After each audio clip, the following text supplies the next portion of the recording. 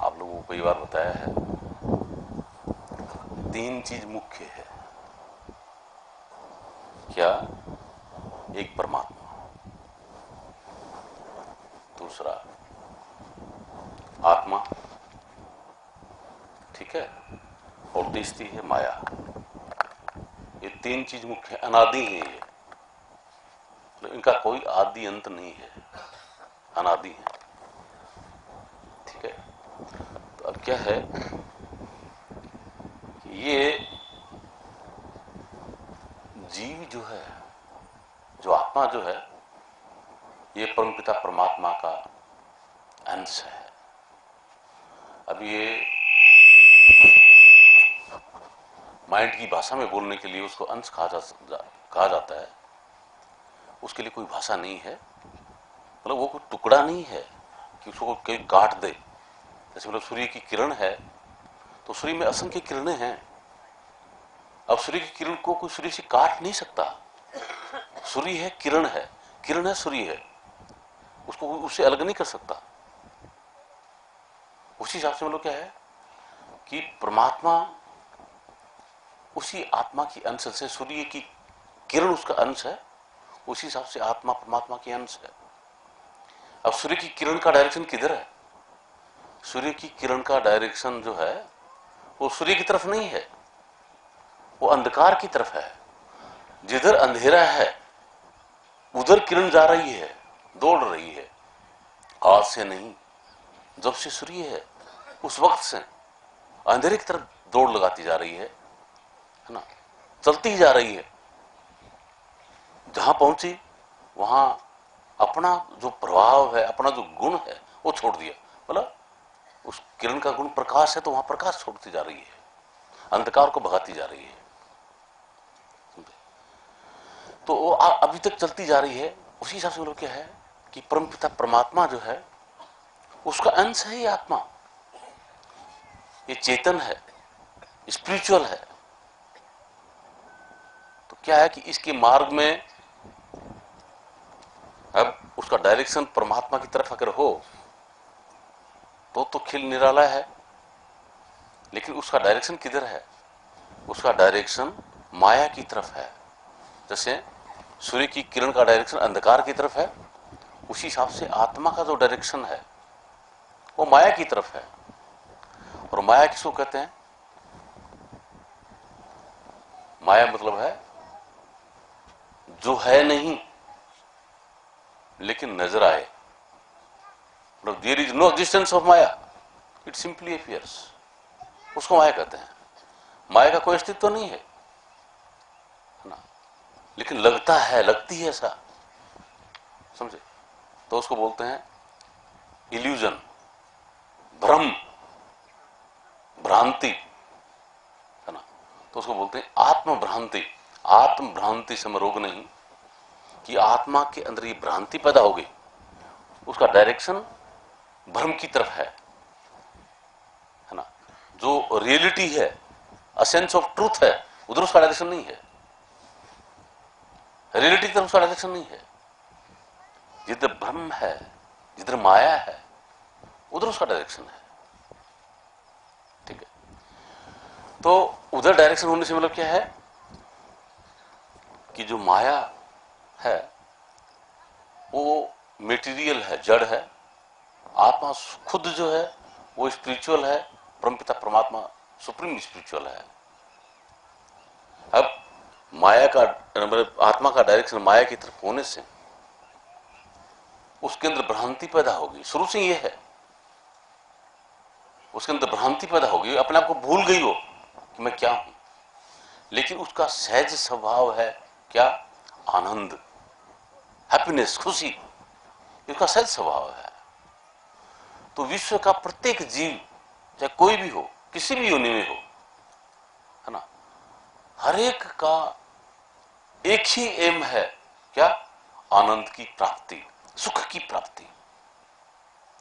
उसी आनंद और सुख की प्राप्ति के लिए ये जीव अनंत युगों से, है ना, माया के क्षेत्र में 84 लाख योनियों का सहारा लेकर के, माइंड का सहारा लेकर के, है ना, और भटक रहा है। लेकिन आज तक इसको उस आनंद का लवलेस भी नहीं मिला। वो जो आनंद है वो कर कर कहीं भी नहीं मिला। आप सब लोगों ने, अपन सब लोगों ने अनंत बार, है ना, इंद्र का पद भी प्राप्त किया है, अनेक बार ब्रह्म की स्थिति में भी आए हैं, लेकिन उस आनंद का लवलेस भी नहीं मिला कहीं पर भी, है ना। आखि अरब खरब नो दर्ब, 3 लोक तक राज, तुलसी हरि भजन बिगड़ सभी नरक का साज, है ना। सब इस शरीर और माइंड के लिए, शरीर और माइंड की जो आवश्यकताएं हैं, थोड़ा आवाज कम करो इसको, है, वो आवश्यकताओं की पूर्ति के लिए ये संसार और माया है। आत्मा का जो खुराक आनंद है वो इस क्षेत्र में नहीं है जहां ढूंढ रहे हैं, उधर नहीं है ना। लेकिन ये इस आत्मा को पता नहीं है। ये ऐसे गहरे अंधकार के क्षेत्र में आ गई है जहां बहुत भ्रम ही भ्रम है। क्यों है ऐसा? कि देखिए, जो 84 लाख योनियों की जो रचना हुई, वो 84 लाख योनियां किस चीज की? जो एक योनि 5 तत्वों की है, दूसरी जो योनियां हैं 4 तत्वों की हैं, तीसरी योनियां 3 तत्व की हैं, चौथी 2 तत्व की है, 5वीं जो है 1 तत्व की है। और ये तत्व कहां से प्रकट हुए?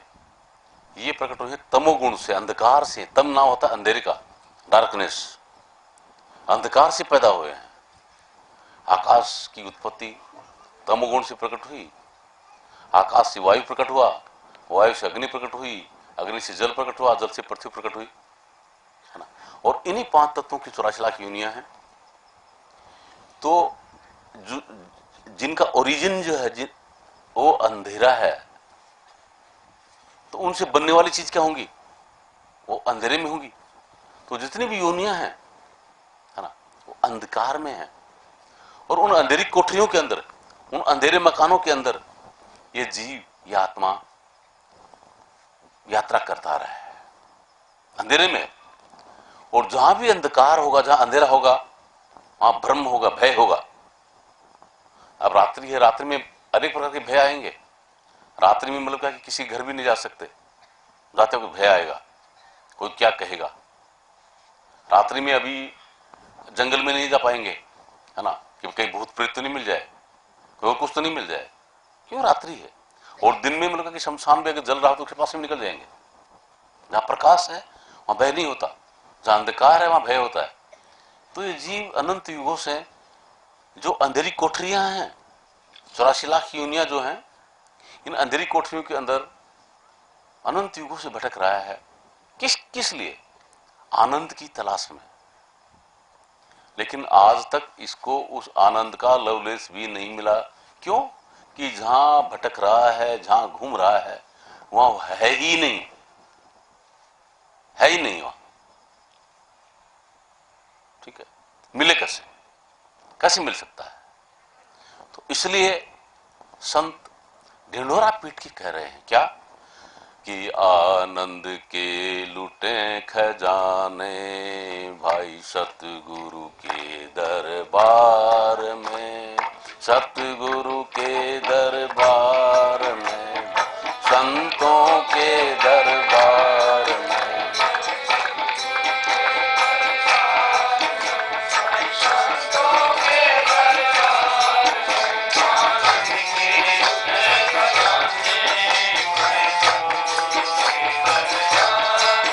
क्यों खाक छाणरा पगले इस दुनिया की बेकार में, क्यों खाक छाणता पगले इस दुनिया की बेकार। क्या कह रहे कि भैया इससे नीचे का जो क्षेत्र है, आंखों से नीचे का जो क्षेत्र है, इसको संसार कहा है, इसको दुनिया कहा है।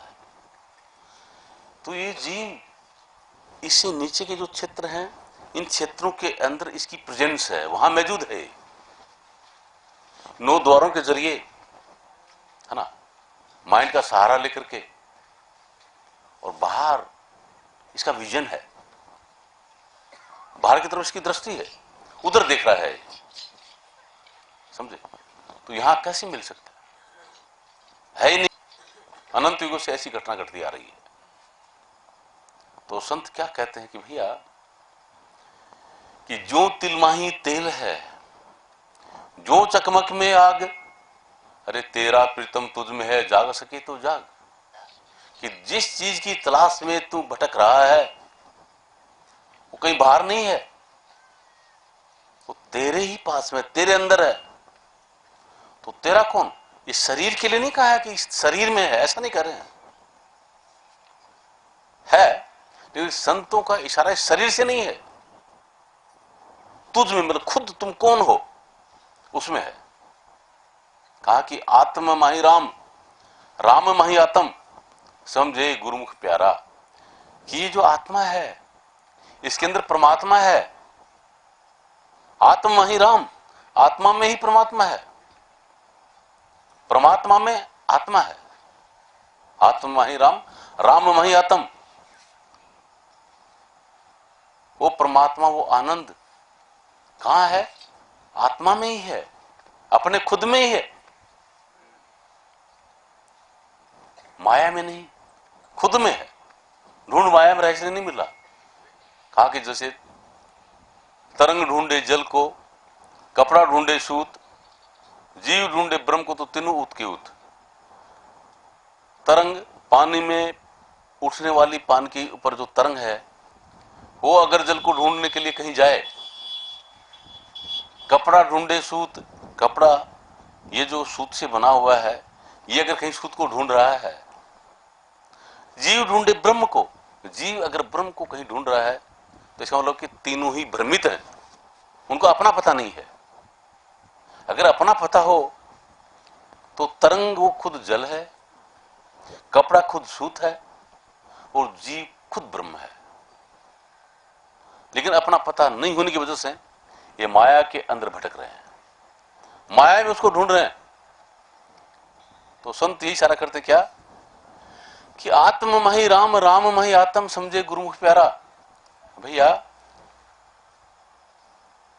आपके अंदर परमपिता परमात्मा है, आपके अंदर है वो परमात्मा।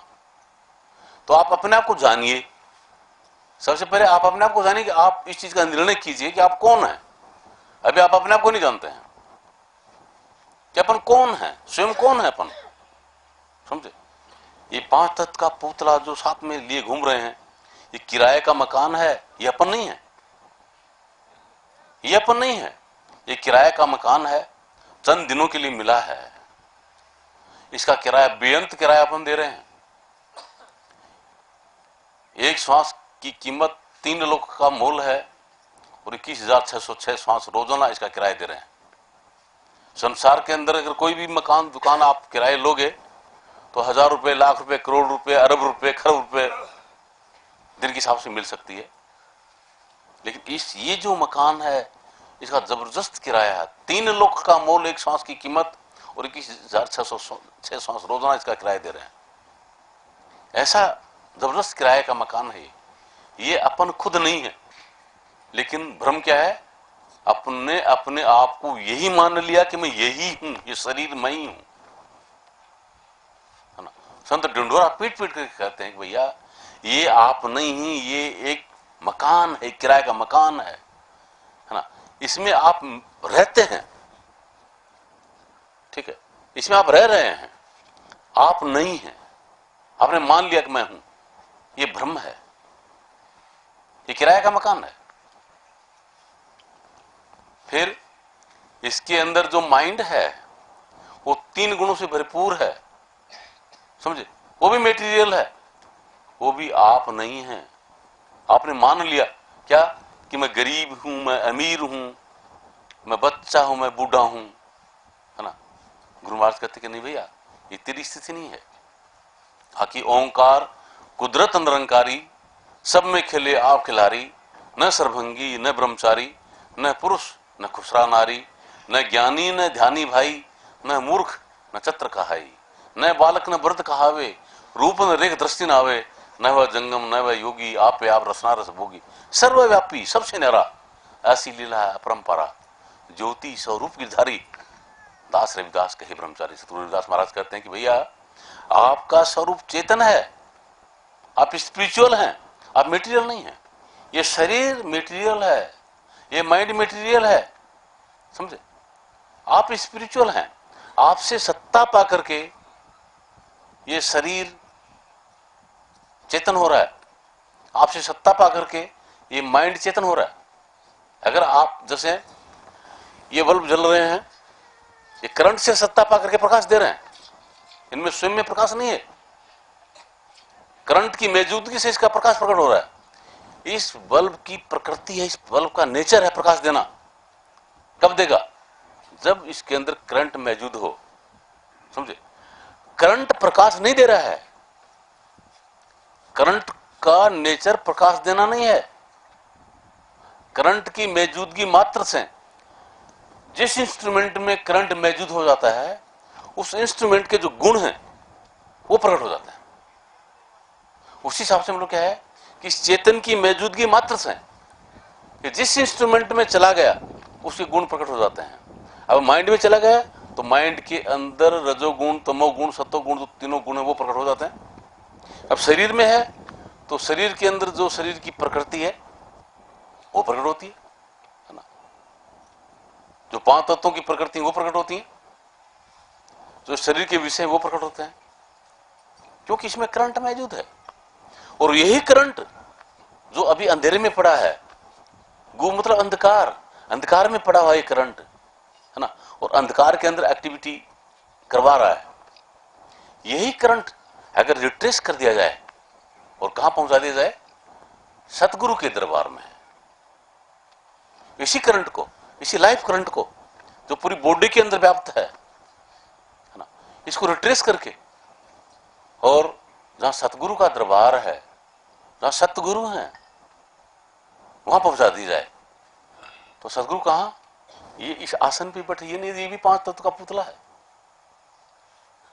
ये नहीं, आपके अंदर में उस मालिक ने रहमत बरसा रखी है हर इंसान के अंदर, चाहे वो हिंदू है, चाहे मुसलमान है, चाहे सिख है, चाहे ईसाई है, चाहे पारसी है, चाहे ब्राह्मण है, चाहे क्षत्रिय है, चाहे वैश्य है, चाहे शूद्र है, चाहे स्त्री है, चाहे पुरुष है, चाहे गरीब है, चाहे अमीर है, चाहे चपरासी, चाहे राष्ट्रपति है, बिना किसी भेदभाव के, बिना किसी पक्षपात के उस मालिक ने सब पे रहमत बरसा रखी है ना, अपनी कृपा करके हर इंसान के अंदर अंतर ज्योत निरंतर वाणी के रूप में, है ना, वो सतगुरु का दरबार हमेशा मौजूद है। हर इंसान के अंदर हमेशा ज्योति जग रही है, चेतन का प्रकाश जगमगा रहा है। हर इंसान के अंदर उस चेतन की मधुर धुन गूंज रही है। जिसकी प्रेजेंस वहां हो जाएगी, है ना, उसको सतगुरु का दरबार बोलते हैं। सतगुरु के दरबार में पहुंच जाएगा और वहां पर क्या है, आनंद के खजाने लुट रहे हैं, मतलब बेहद आनंद है, परम चेतन है, परम प्रकाश है, परम ज्ञान है। वहां पहुंचने का इशारा कर रहे हैं संत सतगुरु, ठीक है। तो अपने आप को संभालिए, ये नहीं कि भजन गा लिया और भजन गाने से भजन हो गया, समझे, या कहीं जाकर के घंटा बजा के आ गए भजन हो गया ना, कहीं गंगा स्नान करके आ गए बस खुश हो गए कि हमने ऐसा कर लिया, चारों धाम की यात्रा करके आ गए, उसे कुछ हो गया? कुछ नहीं। को पूर्ण अंधविश्वास है, पूरा अज्ञानता है, समझे? या वेद पढ़ लिए, पुराण पढ़ लिए, कुरान पढ़ लिए, गीता पढ़ ली, हनुमान चालीसा पढ़ लिया, ये पढ़ लिया, देखे भी मेरा तो बात बन गया, कुछ नहीं, कोरा अंधकार, है ना। गो गोचर जहां लग मन जाई, सो सब माया समझो भाई। जहां तक माइंड की पहुंच है वो सब माया है, कोरा ब्रह्म है, मेटीरियल वहां, स्पिरिचुअल नहीं। स्पिरिचुअलिटी के विषय में तो ये माइंड सोच ही नहीं सकता। अब कहीं बारीक से बारीक कल्पना में भी कभी भी नहीं सोच सकता, है ना। ये जस्ट लाइक कार है। जैसे मतलब आप लोग किसी साधन से आए होंगे, कोई गाड़ी से आया है, कोई कार से आया है, कोई बस से आया है, कोई स्कूटर से आया है, तो वो जो साधन है, समझे, वो साधन के जरिए आप यहां आ गए, वो साधन अलग है, आप अलग हैं, समझे। उस साधन को पता नहीं कि मेरा मालिक कौन है, वो नहीं जान सकता। आप उसको चला करके लेके आए हैं, आप उसको एक्टिवेट किया, आपने उसमें करंट दिया, आपने उसने सत्ता दी, और आप उसमें बैठ करके आप आ गए। आपको पता कि ये मेरा गाड़ी है, उस गाड़ी को पता नहीं है कि ये मेरा मालिक है। तो शरीर और माइंड को सत्ता देने वाला जो चेतन आत्मा है, उस चेतन आत्मा के विषय में ये mind can not think at all, never, कभी नहीं सोच सकता है कि ऐसा चेतन आत्मा है, समझे।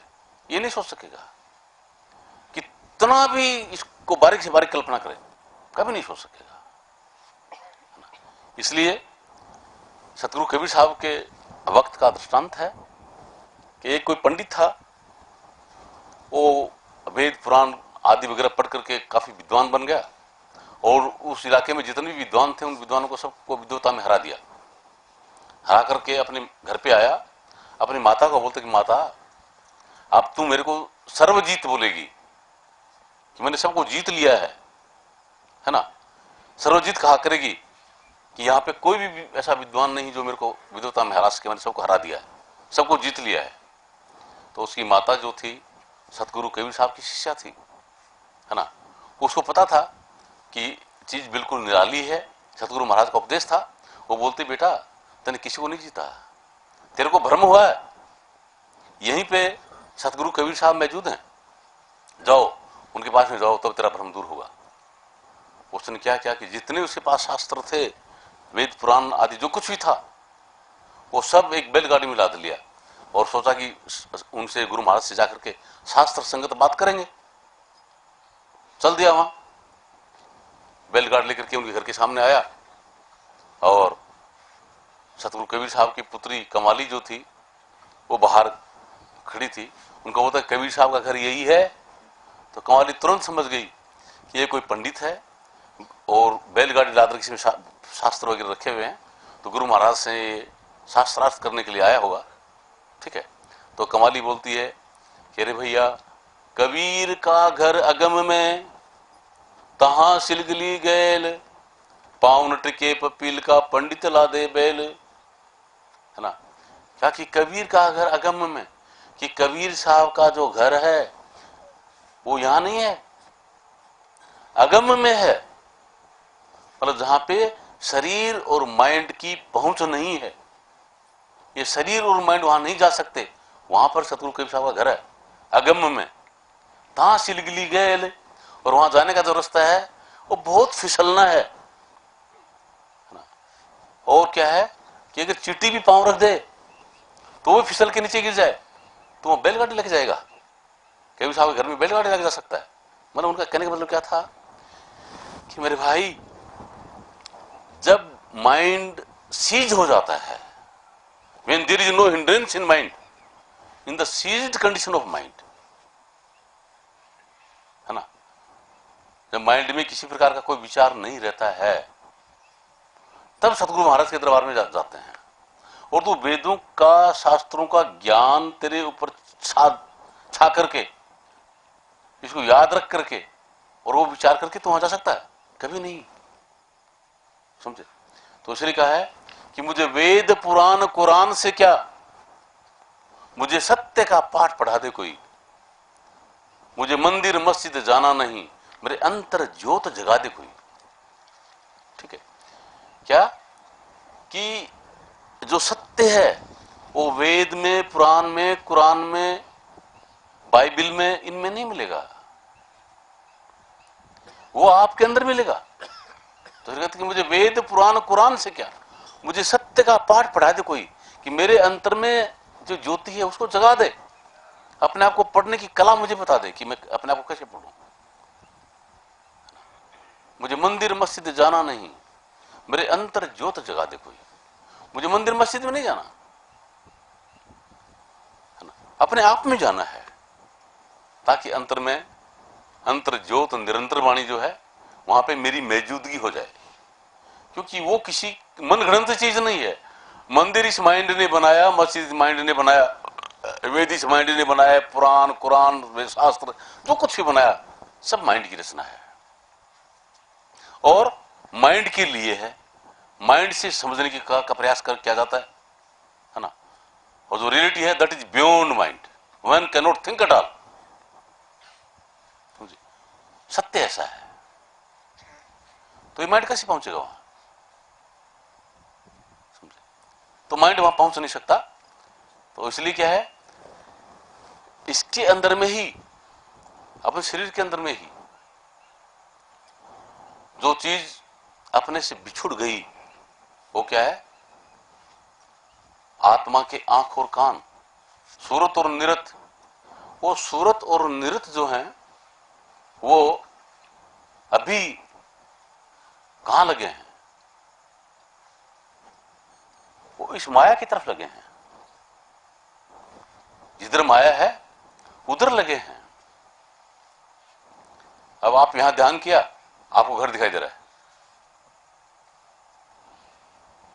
किसी ने आपको कुछ कहा वो आपको सुनाई दे रहा है। कहां? आपकी सूरत वहां टिकते ही, जैसे आपकी सूरत आपके घर पर टिकी आपको घर दिखाई दे रहा है।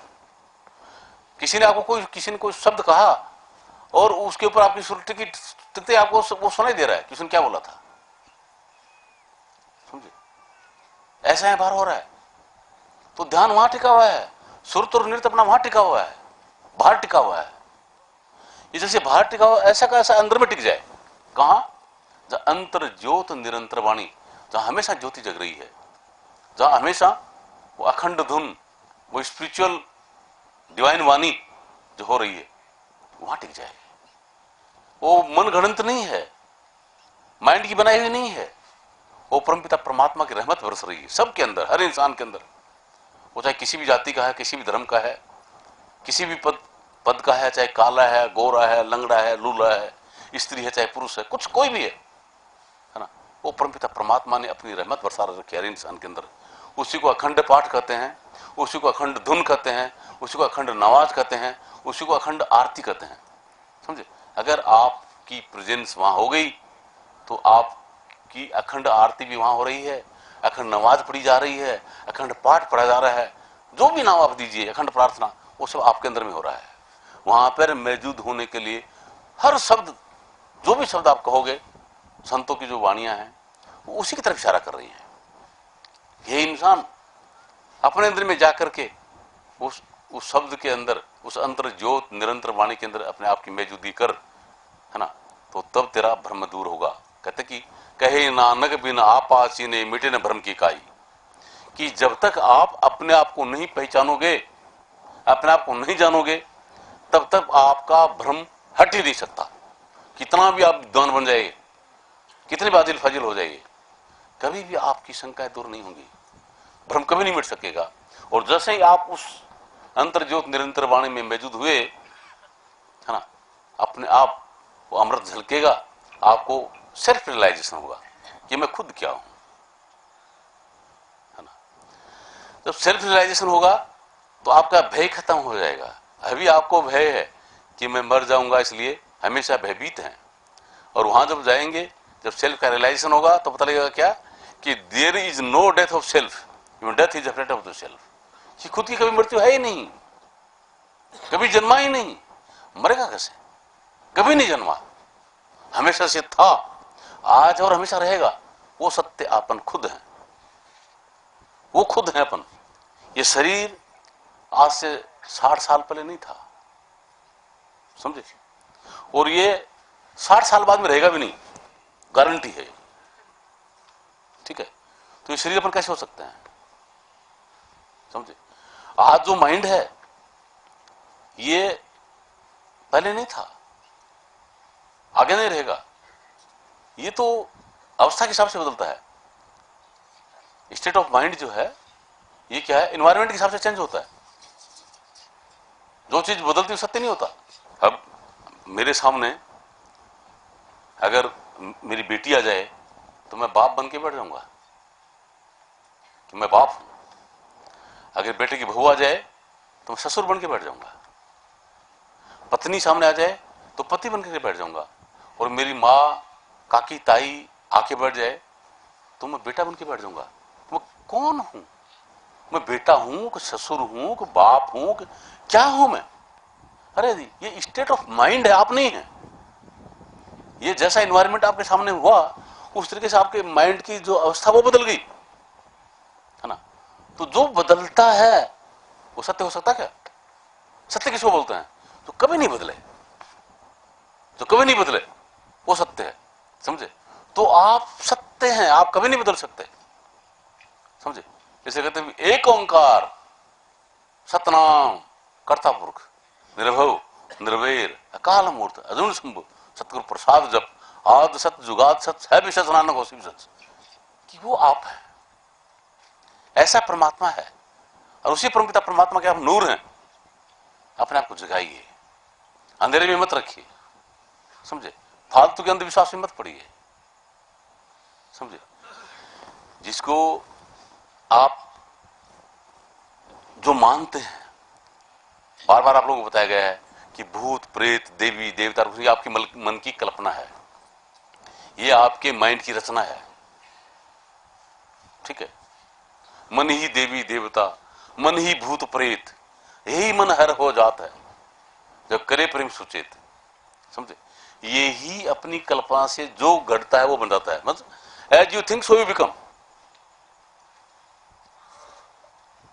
Nothing is good, nothing is bad, simply the way of thinking. As you think so you become. आप जैसा सोचोगे वैसा आप हो जाओगे, ठीक है। ये आपकी सोच के ऊपर निर्भर करता है। देखिए एक दृष्टांत देखिए कि मैं आपको बताऊं। एक गांव में एक बहुत अच्छा बढ़िया संपन्न परिवार था। 6-7 भाई थे आपस में और खूब बढ़िया तरीके से काम चल रहा था उनका। तो ईर्ष्यालु लोग तो होते ही हैं। कुछ लोगों को ईर्ष्या हुई कि यार इसके घर में फूट डालने तो अच्छा है। तो उन्होंने क्या किया कि जो छोटे भाई थे, बड़ा भाई उनमें अगवा था, वो नेता था, है ना, करंट वाला आदमी था। तो छोटे भाइयों को लोगों ने भड़काना शुरू कर दिया कि यार देखिए आप लोग बैल की तरह फंसते रहते हो खेत में, और भाई बग रहता है, कपड़े बढ़िया कपड़े पहनता है, अच्छा खाता अच्छा पीता है, और आप लोग ऐसे लोगों को बेवकूफ बनाता रहता। देखिए आप लोग क्या हालत आप लोगों की है और इसकी हालत देखिए। तो उनको ऐसा भर दिया, कूट कूट के उसके अंदर मतलब दुश्मनी भर दी भाई के प्रति, ठीक है। तो आकर के अपनी माँ को बोलते, बोली माँ, बोले क्यों? बोले हम इस भाई को जान से मारेंगे। माँ ने बोला बेटा क्यों? ऐसा ऐसा है। बोले माँ ने सोचा कि अनाड़ी है, ये मार देंगे। बोलते बेटा ऐसा है कि अगर आप लोगों ने अपने इस भाई को मार दिया तो आप लोगों को पुलिस पकड़ लेगी, जेल में डाल देंगे, फिर आप लोग क्या क्या क्या करोगे? इससे अच्छा ये है कि मैं ही इसको मार दूं। तो तुम मार देगी? बोले हाँ मैं मार दूंगी। वो ठीक तो मार दे। तो क्या वो जो बड़ा भाई था वो बाहर नीम की छाया में सो रहा था और पास में ही एक वो थी बाड़ थी। मां गई, उसने क्या किया, अपने हाथ से सांप की लीक बनाई और उस बेटे को जगाया। अरे खड़ा हो। बोल क्यों? बोल क्या? किसी सांप से काला सांप निकला, इस बाढ़ से काला सांप निकला, आया खाट पे चढ़ा, तेरा मुंह खुला था, मुंह के अंदर से तेरे अंदर पेट में घुस गया। उसने सोचा मेरी माँ कर रही, साला काला सांप बाहर में मेरे अंदर घुस गया, अगर वो बाहर काट दे तो मर जाए, अंदर घुस गया, अब तो क्या जीना है। तो उसको पेट भारी लगने लगा कि अंदर सांप घुस गया, ठीक है, कि अंदर सांप घुस गया।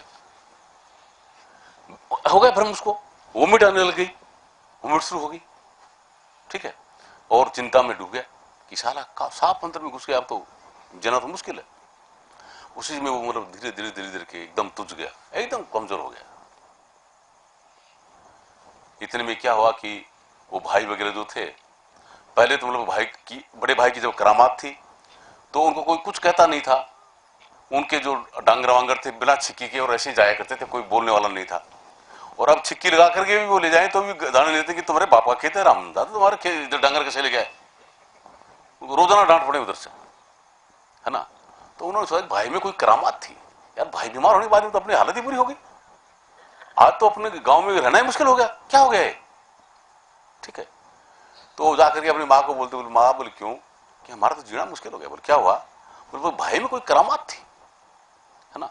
जब ये ठीक था उस समय, मतलब क्योंकि हमारे सामने कोई बोलने वाला नहीं था, और आज को तो हमको तो खेत में डांगरों के छिक्की लगा ले जाते तो भी नहीं ले जाने देते। बोले तो बेटा मैं इसको जिंदा कर दूं, बोले माँ जरूर जिंदा कर दे अगर तू कर सकती है तो। बोलो ठीक है। तो वो उसी पेड़ के नीचे सो रहा था, उसने वही लाइन बनाई और जाके उसको जगाया जोर से। बोले खड़ा, बोले क्यों, बोले बेटे वो काला सांप तेरे मुंह से निकल गया बाहर और वो बाढ़ में घुस गया। अरे तो उससे निकल गया, बोले हाँ। तो बस उसका वो अंदर का जो है वो बीमारी दूर, भ्रम की तो बीमारी थी, वो दूर हो गई, वो एकदम फिट हो गया। तो क्या घुसा था, भ्रम, समझे। तो आपके अंदर में क्या कि मेरे में भूत घुस गया, भूत नहीं घुसा, भ्रम घुस गया। मेरे अंदर देवता घुस गया, देवता नहीं घुसा, भ्रम घुस गया, समझे। तो ये भ्रम की दुनिया में मत जियो, है ना।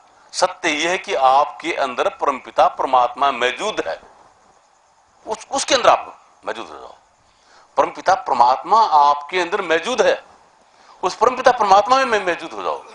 आपके अंदर भूत प्रेत मौजूद नहीं है, आप उसमें जबरदस्ती मौजूद हो रहे हो, जबरदस्ती उसको घुसा रहे हो कि मेरे अंदर भूत है, भूत है, भूत है, भूत है ना। मेरे अंदर मतलब क्या कि देवता है, देवता है, देवता है। अरे कुछ नहीं, ये कोरा आपका भ्रम है, आपकी मान्यता है, समझे। इन चीजों से ऊपर उठो, अंधविश्वासी मत बनो, ट्रांसपेरेंट जीवन जीना सीखो, समझे। फिर देखिए कितना सहज जीवन होगा, कितनी खुशियां होंगी आपके चारों तरफ। आपके तो पास खुशियां होंगी होंगी, आपके संपर्क में आने वालों को भी खुश हो जाएंगे। ये क्षमता आपके अंदर है, अपने आप को जगाओ, अंधविश्वासी मत बनाओ, अंधेरे में मत रहो, ठीक है। और अपने आप को जगाने का तरीका क्या है, संत सतगुरु जो आपको तरीका बताते हैं वो आपके जगने का तरीका है, आपको जगाने का तरीका है, ठीक है। और सत्संग में, सत्संग क्या है, जो आपको जगने का तरीका बताया उसके लिए बाढ़ है ये, समझे। कि आपके अंदर जब छोड़ के जाते हैं, पीछे से कोई भूत का की गली हो जाती है, कोई देवता की गली हो जाती है, जो खेत में जो खेत बा दिया और बा करके ढोल बांध तो कर दी, लेकिन उसमें रुखाड़ी नहीं की तो क्या करेगा, कोई गाय घुस जाएगी, कोई भैंस घुस जाएगी, कोई घुस जाएगी, गली कर लेंगी और फसल को बर्बाद करने लग जाएंगी। उसी हिसाब से मतलब क्या है कि ये फसल जोत दी और जोत करके आप लोगों को तैयार किया, अब सत्संग एक बाढ़ है, वो बाढ़ करके चले गए। पीछे से मतलब क्या है कि कोई आपके अंदर कोई न कोई आ गया, है ना, आपके अंदर किसी ने भूत घुसा दिया, किसी कोई जंत्र मंत्र तंत्र को घुसा दिया, है ना, कोई डाकौत मिल गया, कोई और कुछ मिल गया, माताओं बहनों को, फिर इनको बढ़ा लिया, बुढ़ा इनके अंदर भी घुसा दिया, भैया तुम्हारे तो ऐसा है, तुम्हारा पति ये है, तुम्हारा वो है, ये है, तुम्हारे ऐसा नहीं करो तो ऐसा हो जाएगा, वो हो जाएगा, ठीक है। तो फिर क्या कि महीने 2 महीने में आकर के आप लोगों को संभालने का मतलब क्या कि वो गली बंद करने के लिए आते हैं, कि वो गली बंद हो जाए, आप लोगों को भ्रम दूर हो जाए, ठीक है, वो भूत नहीं घुसे आपके अंदर, उसके लिए बार बार आप लोगों को आकर के रात को जगाते हैं, ठीक है।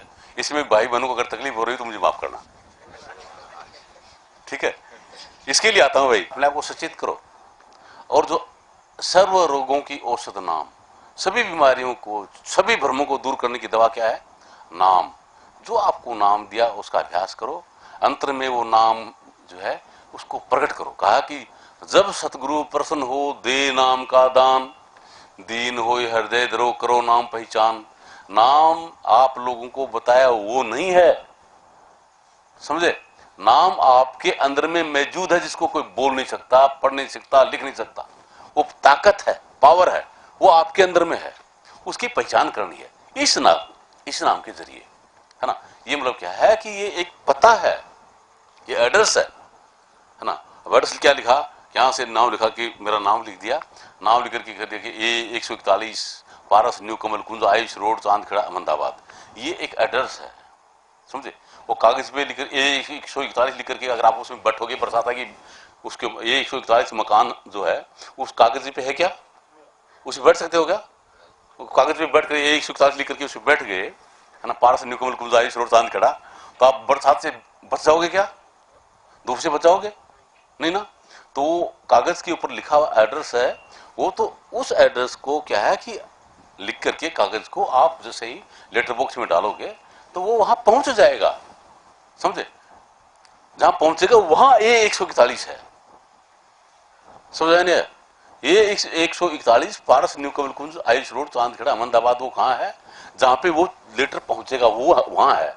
उस लेटर के ऊपर लिखा हुआ वो नहीं है, समझे। तो आप लोगों को जो नाम बताया वो पता है, वो एड्रेस है, समझे। उसी में बैठे रहोगे तो नहीं है, उसके जरिए आपको कहां पहुंचना है वो है, वहां पहुंचना है, उसी पहचान करनी है, समझ आया नहीं है? जो आप लोगों को एड्रेस दिया वो उस एड्रेस के ऊपर आप उसको लिख करके वहां पहुंचना है, समझे।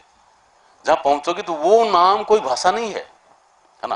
अब जो अपना मकान जो है, मकान कोई 141 मकान है क्या? ये 141 लिख दे वो मकान हो गया क्या? मकान चुनने का, ईंट पत्थर का, कंक्रीट सीमेंट का बना हुआ वो है, समझे। ये 141 आपने लिख दिया वो नहीं है, वो तो लेटर अक्षर है, समझे, और वो मकान है। तो उस हिसाब से आप लोगों को जो बताया वो अक्षर है ना। तो क्षर अक्षर नियक्षर पारा, समझे, क्षर अक्षर नियक्षर पारा। देखो संतो पाठ द्वारा, मतलब अभ्यास करके देखिए, इसको कहते हैं अभ्यास करके देखिए। जो आप लोगों को बताया उसका अभ्यास कीजिए, समझे। तो इस शरीर में से चेतन जो है ये रिट्रेस होगा, इस शरीर में से चेतन ये सिमटेगा, ठीक है। और सिमट के कहा आएगा? इसको हमेशा सिमट करके आता है, जब भी मृत्यु होती है सिमट कर यही आता है, समझे। तो इसको संत जिंदे जी मरना कहते हैं। तो जिंदे जी मरने का अभ्यास कीजिए, मरना सीख कैसे मरा जाता है, समझे। वरना मरोगे तो उसमें इतनी भयंकर पीड़ा होगी कि ऐसा नहीं होगी। और अभ्यास करके अगर आए थोड़े पांव दुखे तो कोई बात नहीं, दुखने दो, थोड़े हाथ में कहीं दर्द हो तो होने दो, कोई बात नहीं, ठीक है। सहज में से सहज में इस करंट को इस शरीर में से रिट्रेस करना सीख जाओ, ठीक है। वरना यमदूत सामने आके खड़ा होगा, तुरंत अपने आप खस जाएगा, अपने आप उठेगा ये, तब क्या कहता तो कांपते हुए उठाओगे, है ना। जैसे कुछ आप लाकर को काड़ा नाग यहाँ पे फेंक दे तो तुरंत अभी ये करंट ऊपर उठेगा, समझे। तो उसी हिसाब से मतलब क्या है कि इस करंट को अपने आप ऊपर उठाओ, ये जो ऊपर उठेगा, है ना, माइंड का साथ छोड़ देगा, माइंड अलग हो जाएगा, शरीर अलग हो जाएगा, माइंड अलग हो जाएगा और आप अलग हो जाएंगे। तब समझ में आएगा कि आप कौन है।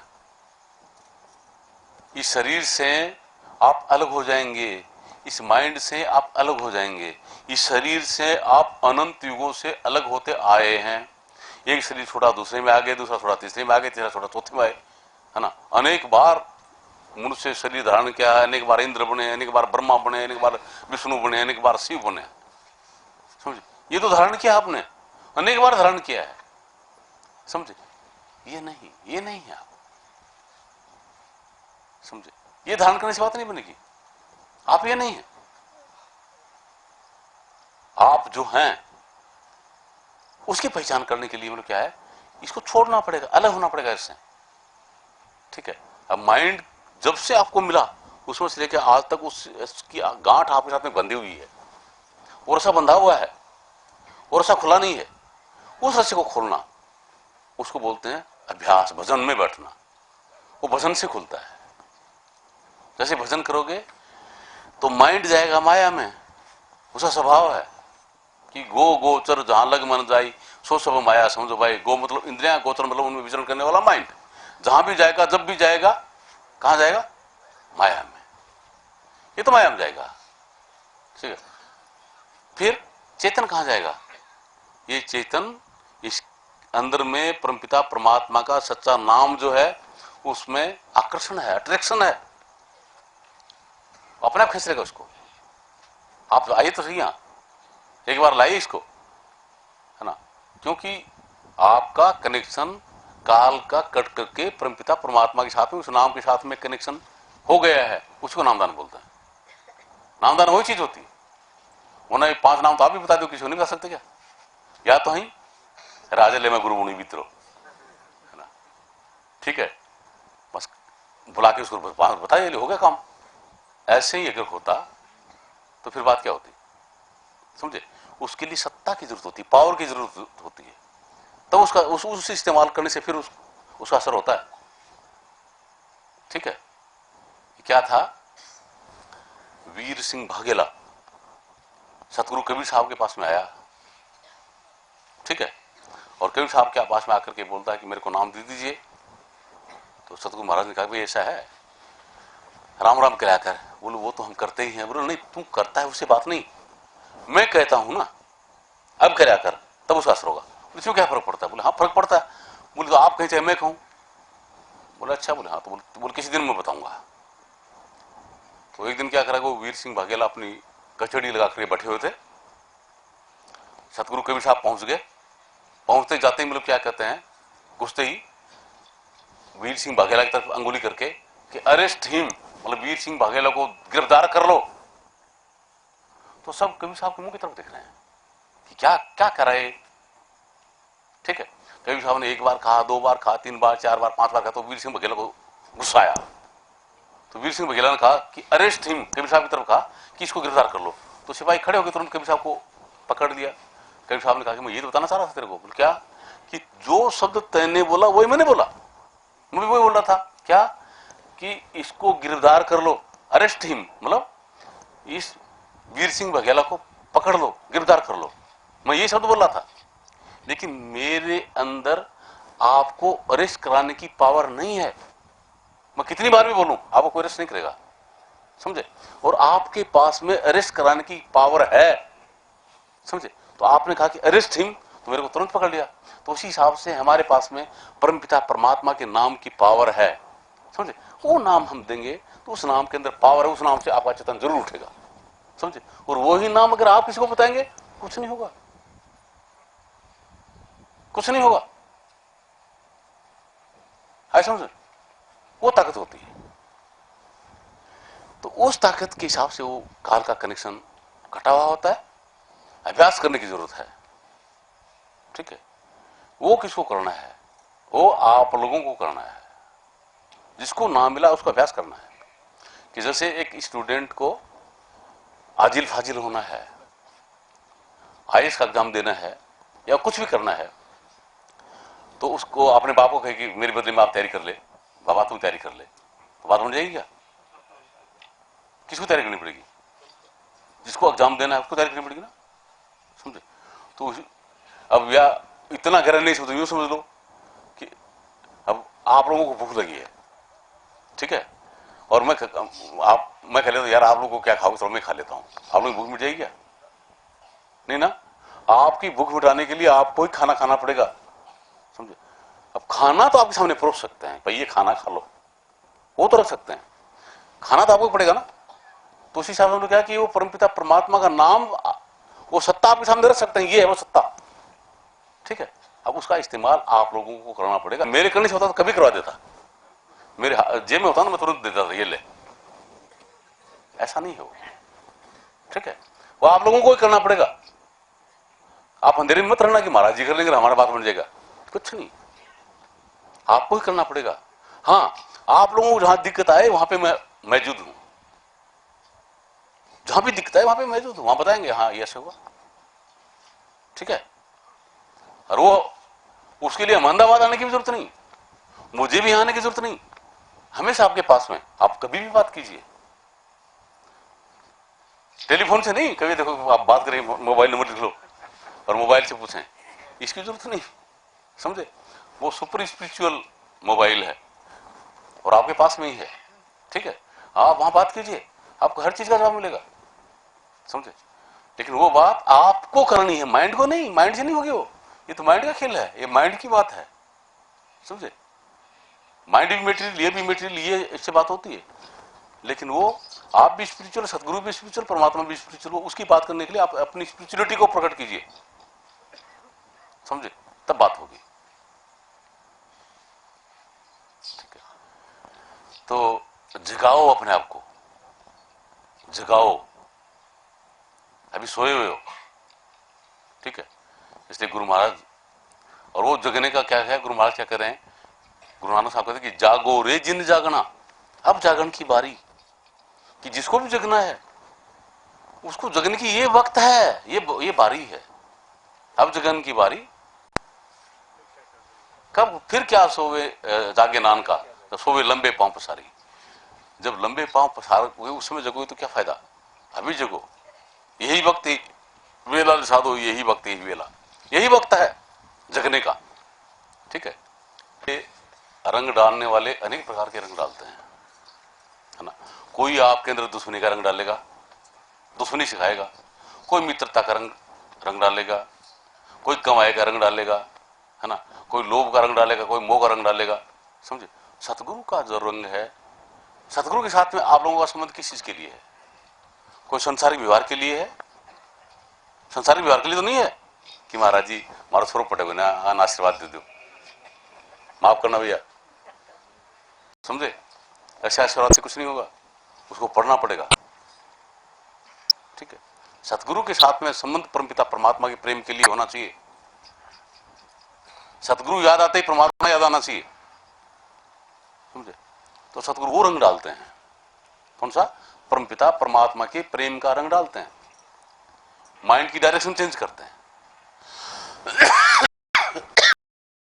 कबीरा संगत साध से चढ़े भक्ति का रंग, कि संतों की संगति से चढ़े भक्ति का रंग, परमपिता परमात्मा की प्रेम का रंग चढ़े। दिन दिन बाणी उजली, अपनी वचन के अंदर मतलब क्या, मिठास आए, कड़वास नहीं, कभी न हो चित भंग, और अंदर में अशांति नहीं, आनंद के फुहार उठे, आनंद के लहर उठे, समझे। संतों का संग करने से ऐसा होता है, मतलब संतों का संग ये नहीं कि जो हाथ पकड़ के चलते रहो बात बन जाएगी, मतलब संत सतगुरु के वचनों को हमेशा अपने पास में रखिए, आप कहीं भी हैं उसको हमेशा अपने पास रखिए, वो अपने साथ रखना है, उसको बोला जाता है सतगुरु के साथ में रहने का, संतों के वचन के साथ में रहना, ये मतलब है। जहां भी आप हैं सतगुरु के वचन को साथ में रखिए, तो उससे क्या होगा, चढ़े भक्ति का रंग, आपके अंदर दुश्मनी नहीं आएगी, आपके अंदर संसार की जो ममता है वो नहीं चढ़ेगी, परमपिता परमात्मा का प्रेम का जो जबरदस्त रंग चढ़ेगा। और दिन दिन वाणी उजली, आपके जो वचन है उसके अंदर परमपिता परमात्मा का प्रेम वो जागृत होगा हर इंसान के अंदर। बोल क्या है कि तुझ में राम, मुझ में राम, सब में राम समाया है, कि सबके अंदर मेरा परमपिता परमात्मा है। सब घट मेरे साइया, खाली घट ना कोई, बलिहारी वहां घट की जहां घट प्रगट हो, मतलब सबके अंदर मेरा परमात्मा है, समझे। ये शरीर अलग अलग है लेकिन मेरा परमात्मा एक का एक है। ये चीज नजर आएगी तो दुश्मन किसी होगी, तो कभी न हो चित भंग, आपका चित भंग नहीं होगा। मतलब आप अपने आप को पूरी तरह समर्पित करेंगे कि मैं क्या मदद कर सकता हूं इनकी, इनको जगाने में क्या मदद कर सकता हूं, इनका विकास के लिए मैं क्या मदद कर सकता हूं, समझे। अब अहमदाबाद से किराया लगा करके इसीलिए आते हैं भैया, आप लोगों की मदद करने के लिए, आप लोग जग जाएं, उसी के लिए आते हैं, समझे। ये मत सोचना कि आश्रम में रोटी खाने के लिए आते हैं, घर पे नहीं क्या, समझे, उसके लिए आते हैं। तो वो वचन साथ में रहे तो कभी हो चित भंग, आपका चित भंग नहीं होगा। वो है रंग, सतगुरु का रंग वो है, वो रंग अपने पे चढ़ाइए, समझे। उसके लिए कहते कि मेरे सतगुरु रंग बरसाए हुए सखी, रंग गई रंग में सतगुरु के। तो सतगुरु के रंग में अगर रंग जाओगे तो फिर मतलब क्या है कि भजन सहज है, वो तो हो रहा है, आपको करना नहीं पड़ेगा। भजन परमपिता परमात्मा का चालू है, अब भी चालू है, आपको करना नहीं पड़ेगा। मतलब इस आश्रम में यहाँ पे सत्संग हो रहा है, जो यहाँ पे मौजूद है वो सत्संग सुन रहा है, क्या सत्संग में बताया जा रहा है।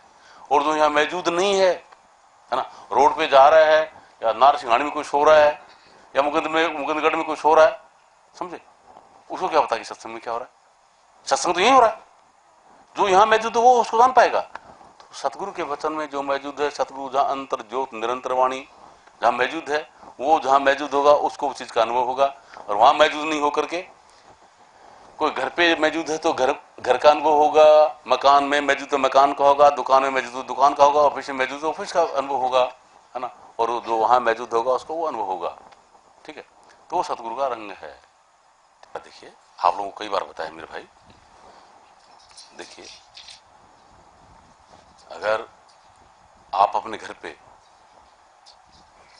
मेहमान को बुलाना है तो क्या होगा, सब चीज में परिवर्तन करना पड़ता है।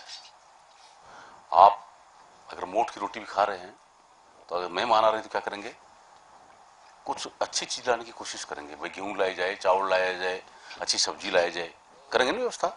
फिर रजे गद्दे की व्यवस्था करेंगे, इस तरह से उसकी व्यवस्था करनी पड़ती है। किस लेवल का मेहमान आ रहा है उस तरीके से उसकी व्यवस्था करनी पड़ती है। ठीक है, तो अगर अपने घर पे कलेक्टर को बुलाना तो उस तरीके से व्यवस्था करनी पड़ती है, मुख्यमंत्री को बुलाना तो उस तरीके से व्यवस्था करनी पड़ती है, प्रधानमंत्री को बुलाना तो इस तरीके से व्यवस्था करनी पड़ती है, राष्ट्रपति को बुलाना तो उस तरीके से व्यवस्था करनी पड़ती है। तो अपने घर में किसको बुला रहे हैं, परम पिता परमात्मा को, जो सुप्रीम है। उसे बढ़ के कोई सत्ता है, कोई मेहमान है, कोई कलेक्टर या प्रधानमंत्री, राष्ट्रपति, प्रधानमंत्री, कोई उससे बड़ी कोई है? कोई नहीं ना। तो उनके लिए इतनी व्यवस्था करनी पड़ती है ना, और सफाई करनी पड़ती है। तो दिल का होजड़ा साफ कर, अपने दिल जो है, दिल रूपी दरगाह में परमात्मा को बिठाना है।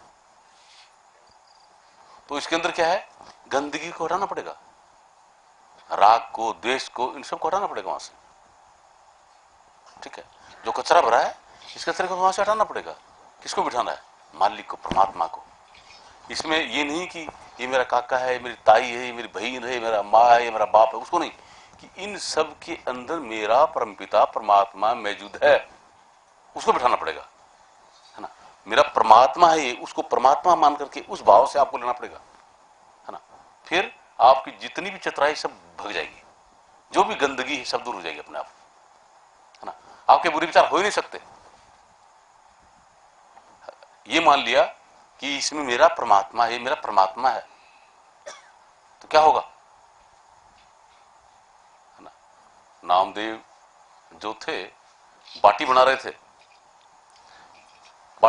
तो एक कुत्ता आ गया, कुत्ते ने एक बाटी उठा ली। नामदेव क्या कहते, उसके पीछे घी का लोटा लेकर के दौड़े पीछे कि हे प्रभु, बाटी ऐसे नहीं खाई जाती, घी में डुबो के खाई जाती है। बोले घी में तो डुबो लीजिए। कुत्ते में भी परमात्मा नजर आ रहा था उसको, समझे। तो परमपिता परमात्मा के प्यारे जो होते हैं, उनको हर इंसान के अंदर परमात्मा नजर आएगा, दुश्मनी नहीं, कि पराया है ये नजर नहीं आएगा, समझे। ये शरीर नजर नहीं आएगा कि ये पुरुष है या स्त्री है, ये नहीं। अरे ये तो एक कमरा है, इसके अंदर मौजूद हो, ये आप थोड़ी हैं, समझे। ये आप नहीं है, आप जो हैं उसको जानते हैं संत सतगुरु कि आप क्या हैं, समझे। कोई आएंगे आकर बताते साहब, कोई लागे, वो क्या करेगा, सबसे पहले साहब कलेक्टर साहब है। मैं कहा खाक है, कहाँ कलेक्टर साहब, किसने कहा, है ना, कहाँ है, वो उसका परिचय देने की कोशिश करते हैं। अरे परमात्मा है, परमात्मा भाई, समझे। कि साहब ये चपरासी नहीं, परमात्मा है, समी वो मेरा परमात्मा है। वो भाव आपके अंदर में आएगा कब, जब आपकी मौजूदगी परमात्मा में होगी। क्या, जब आपकी मौजूदगी परमात्मा में होगी तब ये भाव आएगा। अगर आपकी मौजूदगी परमात्मा में नहीं, गंदगी में, जिसमें आपकी मौजूदगी वो चीज आएगी।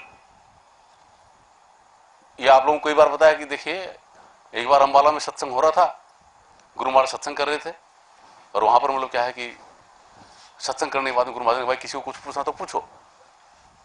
तो जगतू राम करके नाम करके एक कलेक्टर था, वो खड़ा हुआ, बोले गुरु महाराज राम का नाम कैसे लें। गुरु महाराज ने कहा कि बेटे राम राम कराया कर। बोले महाराज वो तो राम राम तो करते ही हैं। गुरु महाराज बोलते अरे साले गधे, वो भी तो नहीं करता, है ना। सब जितने लोग बैठे सब चुप हो गए। 2 मिनट के बाद गुरु महाराज, अरे किसी को कुछ पूछो तो पूछना तो पूछो। तो कोई उसका चमचा जो था, किसका, कलेक्टर का, वो खड़ा, बोले महाराज जी आपसे कैसे पूछे, आपने इनको गाली दे दिया। गुरु महाराज भाई मैंने तो किसी को गाली नहीं दिया। तो कलेक्टर बोले अभी तो गाली दिया। बोले अरे यहाँ यहाँ यहाँ क्या, यहाँ बुला के बोले बेटे मैंने तेरे क्या कहा था, तेने क्या पूछा। बोले मैंने पूछा कि राम का नाम कैसे ले, और मैंने क्या बताया कि भाई राम राम कराया कर। अगर तेरी मौजूदगी राम में होती तो मैंने राम का नाम लिया, उसमें तो गदगद हो जाता, है ना। तेरे अंदर मतलब उभार आता। तेरी मौजूदगी कहां थी, साड़े और गधे में मौजूद था तुम, और साले और गधे को मैंने छेड़ा, छेड़ते ही तुम मतलब एकदम हाथ उठा, समझे? मैजूद वहां था, जहां मैजूद था वो चीज प्रकट होगी, समझे? तो अगर परमात्मा में मैजूद होता तो मैंने परमात्मा का नाम लिया था पहले भाई, ठीक है? तो उसी हिसाब से मैंने कहा कि आपकी मौजूदगी कहां है। अगर आपकी मौजूदगी दुश्मनी में है तो दुश्मन लगेगा, आपकी मौजूदगी मित्रता में तो मित्र लगेगा, ठीक है ना? आपकी मौजूदगी बाप में है तो बेटा बेटी लगेंगे, आपकी मौजूदगी पति के रूप में है तो पत्नी लगेगी, समझे? और आपकी मौजूदगी परमात्मा में है तो क्या लगेगा? सब परमात्मा, समझे? तो फिर आपके गुण और दोष को नहीं देखा जाएगा, गुण और दोष माइंड में होते हैं, समझे? और वो तो सभी के में है, रजोगुण तमोगुण सतोगुण सभी के माइंड में है, किसके में नहीं है? संत महात्माओं के माइंड में भी है। जैसा इन्वायरमेंट उनके सामने क्रिएट होगा वो भी व्यवहार करेंगे, ठीक है? तो आपके अंदर उसको नहीं देखा जाता है, आपके अंदर परमपिता परमात्मा को देखा जाता है कि परमपिता परमात्मा इनमें मौजूद है, उसको देखा जाता है, वो भाव लेकर के फिर आगे व्यवहार किया जाता है, ठीक है? तो इसे कहते हैं कि दिल का हुजरा साफ कर, कि इसके अंदर में उस गंदी को हटा दे, राग द्वेष वगैरह को हटा, और उसमें परमपिता परमात्मा की प्रेम की जो दो छींट डाल ले, समझ गए? जिंदगी संवर जाएगी। ये जिंदगी है वो संवर जाएगी, और वो छींट क्या है? वो परमपिता परमात्मा के नाम है, वो आपके अंदर उसमें जाइए, वो आपके अंदर में है, कहीं बाहर से नहीं लाना पड़ेगा, आपके अंदर मौजूद है, प्रकट हो जाएगा, प्रकट हुआ जीवन सफल हो जाएगा। जिस आनंद की तलाश में अनंत युगों से आप भटक रहे थे वो आपके पास में ही, उसमें मौजूदगी हो जाएगी, है ना? सब दुख दरिद्रता सब भग जाएगी, ठीक है? अभी दरिद्र बने बैठे हो ना, ये नहीं कि आपके पास में कोई अरबों खरबों रुपए आ जाएंगे, उसकी जरूरत है क्या? क्या करोगे? दबके मरना क्या आपसे, है ना? उसे दबके मरना क्या, समझे? वो मालिक आपके पास में है। अरे यहां बैठे देखिए, यो देखिए कि अपने घर पे कोई मेहमान आ गया, ठीक है? शाम को मेहमान आ गया, तो जिसके घर पे मेहमान आ गया उसका क्या है? उसकी रिस्पॉन्सिबिलिटी बन जाती है कि उस मेहमान को कहां सुलाया जाएगा, क्या उसको खिलाया जाएगा, क्या उसको उठाया जाएगा, उसकी रिस्पॉन्सिबिलिटी है ना। जाने वाले मेहमान को चिंता करने की जरूरत है कि मुझे क्या खिलाएंगे या मुझे कहां सुलाएंगे, उसको चिंता करने की जरूरत है नहीं ना। तो उस परमपिता परमात्मा के दर में आ जाओ ना, उसके घर पे आ जाओ, वहां पहुंच जाओ, ठीक है? और उसे मेहमान बन जाओ, फिर मजे करो, ठीक है ना? तो इसलिए सतगुरु कबीर साहब क्या कहते हैं? कबीरा चिंता क्यों करे, अरे सर पर सर जनहार, हाथी चढ़ के घूमिए चाहे भौंके कुकर हजार, ठीक है? उस नाम पे बैठ जाओ, फिर हजारों कुत्ते घूमते रहेंगे, फिर क्या क्या क्या हो सकता है? कुछ नहीं, क्या फर्क पड़ेगा उसका भाई, समझे? तो वो रंग है, इस रंग में आपको रंगना है, कोई कल्पना नहीं है। मतलब ये परमपिता परमात्मा के प्रेम का अनुभव जो है उसकी वर्षा हो रही है, उसकी बरसात हो रही है, समझे? और इसमें आप मौजूद होंगे तो परम प्रकाश ज्योति दिन राति, परम प्रकाश की ज्योति अपने आप जगेगी, आपके अंदर भी वो जो नूर है वो जगमगा उठेगा, ठीक है? चेतन रूप प्रकट हो जाएगा आपका, मतलब ये शरीर और माइंड से परे आप होकर के चेतन आत्मा में जगमगा जाएंगे और आपको अपना खुद का अनुभव हो जाएगी, आप क्या है, समझे? ऐसा रंग है संत सतगुरुओं का, समझे? आपको ये नहीं कि आप कि तुम गधे बन जाओ, तुम घोड़े बन जाओ, तुम ऐसा बन जाओ, तुम ये बन जाओ, तुमको चिड़िया बना के उड़ा देंगे, ऐसा नहीं, समझे? आप जो हैं, आपके ऊपर जो भी कवरिंग्स लगी हुई हैं, जो अज्ञानता का पर्दा पड़ा है, उस पर्दे को फाड़ करके सत्य में जगमगा उठेंगे, इसके लिए प्रयास किया जाता है और उसके लिए रंग बरसाया जाता है, ठीक है? चलो आगे बढ़ो।